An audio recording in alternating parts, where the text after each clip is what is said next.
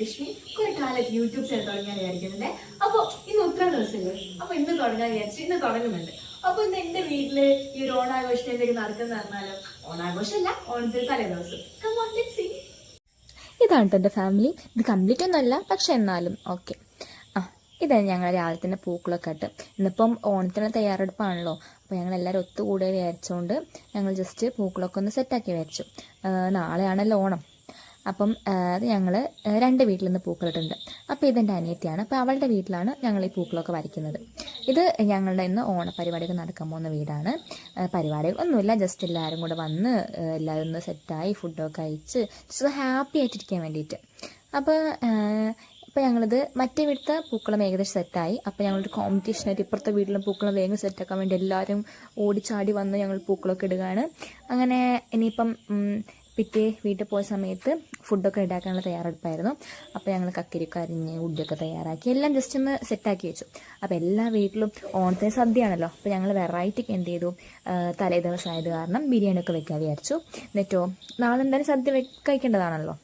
അങ്ങനെ ഞങ്ങൾ തേങ്ങയൊക്കെ വെട്ടിപ്പിച്ചിട്ട് വെള്ളം എടുക്കാൻ പോകും. അപ്പം എനിക്ക് തേങ്ങ വെള്ളം ഭയങ്കര ഇഷ്ടമാണ്. അപ്പോൾ ഞാൻ എപ്പോഴും തേങ്ങ വെട്ടുമ്പോൾ അതിൻ്റെ അടിയിൽ പോയി നിൽക്കും. അപ്പോൾ നിങ്ങളൊക്കെ എങ്ങനെയാണ് ചെയ്യാറ്? എന്തെങ്കിലും ആവട്ടെ. അങ്ങനെ ഞങ്ങൾ എന്ത് ചെയ്തു, പായസം വേണമല്ലോ. അപ്പോൾ ഞങ്ങൾ പായസത്തിൻ്റെ പാലൊക്കെ റെഡിയാക്കി വെച്ചു. പിന്നെ നമ്മൾ ബിരിയാണിക്ക് ഇടാനുള്ള ഓരോ പൈനാപ്പിളും പിന്നെ പുതിന ചട്നി ഉണ്ടാക്കാൻ വേണ്ടി പുതിനയും അങ്ങനെ എല്ലാം കൂടെ നമ്മൾ അരിഞ്ഞ് എല്ലാവരും ഒത്തുകൂടുമ്പോഴാണല്ലോ നമുക്കൊരു ഹാപ്പിനെസ് ഉണ്ട്. വല്ലപ്പോഴാണല്ലോ. ഞങ്ങളൊക്കെ ദൂരത്തായത് കാരണം ഇങ്ങനെയൊക്കെ എന്തെങ്കിലും പരിപാടിയൊക്കെ ഉണ്ടാകുമ്പോൾ എല്ലാവരും വീട്ടിലെത്തുള്ളൂ. ഇപ്പോഴും എല്ലാവരും ഒന്നുമില്ലെങ്കിൽ ഞങ്ങൾ എല്ലാവരും വെച്ചെന്ത് ചെയ്ത് ഞങ്ങളൊന്ന് ഒത്തുകൂടാൻ വിചാരിച്ചു. അങ്ങനെ ഓരോരുത്തർ ഓരോ പണിയിലാണ് കേട്ടോ. അപ്പോൾ ഞങ്ങൾ പുറത്ത് വെച്ചിട്ടായിരുന്നു ഞങ്ങൾ ചിക്കൻ വറുക്കാമെന്ന് വിചാരിച്ചത്. അപ്പോഴത്തേക്കും ഈ മഴ എന്ത് ചെയ്തു, നമുക്ക് പണി വന്നു. അപ്പോൾ ഞങ്ങൾ എന്ത് ചെയ്തു, കുറച്ച് ചിക്കൻ പുറത്തുനിന്ന് വറുക്കാൻ വെച്ചിട്ട് മഴ ഒന്ന് കൂടുന്നു വിചാരിച്ചപ്പോൾ ഞങ്ങൾ ഇത് നൈസായിട്ട് അകത്തേക്ക് മാറ്റി. അതാണ് നിങ്ങളിപ്പം കാണുന്നത് കേട്ടോ. പിന്നെ ഞങ്ങൾ എന്ത് ചെയ്തു, ഇലയൊക്കെ വെട്ടി.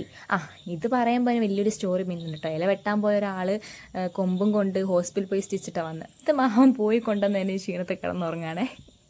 പിന്നെ കുറേ പേരിങ്ങനെ ഒക്കെ എൻ്റെ അനിയന്മാരാണ്. ഇതെൻ്റെ അനിയത്തിയാണ്. She's my pretty Devu. എന്ത് പറയുന്നതാണ് മാത്രം. ഓരോരുത്തർക്ക് ഓരോ മൂലയിൽ പോയിട്ട് ഓരോ പണിയാണേ.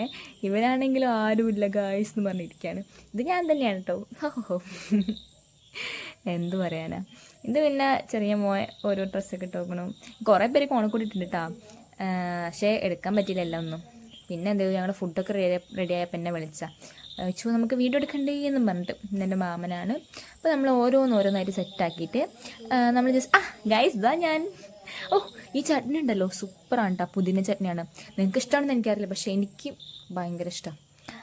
നമ്മളെ നന്ദു എന്ത് ചെയ്തു, ബിരിയാണിയൊക്കെ വിളമ്പി എല്ലാം അടക്കി ഒതുക്കി വെച്ചിട്ട് നമുക്ക് എന്ത് ചെയ്യാം, ഇനിയിപ്പോൾ അടുക്കളയിൽ നിന്ന് ഇങ്ങോട്ട് കൊണ്ടുവരണമല്ലോ വിചാരിച്ചിട്ട് കുറേ പേരുള്ള നമ്മൾ പുറത്തുനിന്ന് അയക്കാമെന്ന് വിചാരിച്ചത്. മീനും അങ്ങനെ പുതിന ചട്നിയൊക്കെ വിളമ്പി അങ്ങനെ എല്ലാവരും ഇരുന്നു കേട്ടോ. ടേസ്റ്റ് ഉണ്ടോയെന്നൊക്കെ അവർക്ക് ചോദിക്കുന്നുണ്ട്. പക്ഷെ എല്ലാവരും ഭയങ്കര ഹാപ്പി ആയത് കാരണം അവരവർ എങ്ങനെയെങ്കിലും കഴിച്ച് തീർക്കാന്നുള്ളൊരു മൈൻഡിലാണ്. എനിക്കിരിക്കാൻ പറ്റിയില്ല കേട്ടോ, കുറേ പേരുള്ള കാരണം. പിന്നെ ഞാൻ സാറില്ല കുഴപ്പമില്ല എന്ന് വിചാരിച്ച് പിന്നെ ഇരിക്കാൻ വിചാരിച്ചു.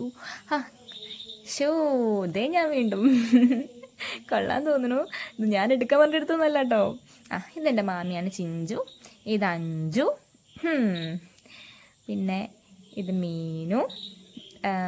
ഇത് സന്തോഷ് മാമൻ. Here is the cutie Devu. ഇത് നന്ദു. അങ്ങനെ ഇതെൻ്റെ മാമൻ രാജേഷ്. എല്ലാവരും ഓരോ പണിയിൽ അങ്ങനെ പോവുക. പിന്നെ ഇത് ശോഭമ്മയാണ്. ഇത് എൻ്റെ മൂത്ത മാമൻ്റെ ഭാര്യയാണ് കേട്ടോ, ലിസിയാണ്. കണ്ട സന്തൂർ മമ്മി.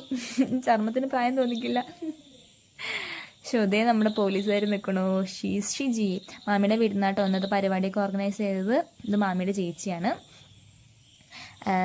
പിന്നെ ഇത് നമ്മുടെ ദീത്തൂട്ടൻ. അവനാണ് കാലിന് പണി പറ്റിച്ചത് ഗൈസ്. അങ്ങനെ കലാപരിപാടിയൊക്കെ അവസാനിച്ചപ്പോൾ ഞങ്ങൾ തിരിച്ച് വീട്ടിൽ പോകുന്ന കഴിച്ചത്. ബൈ.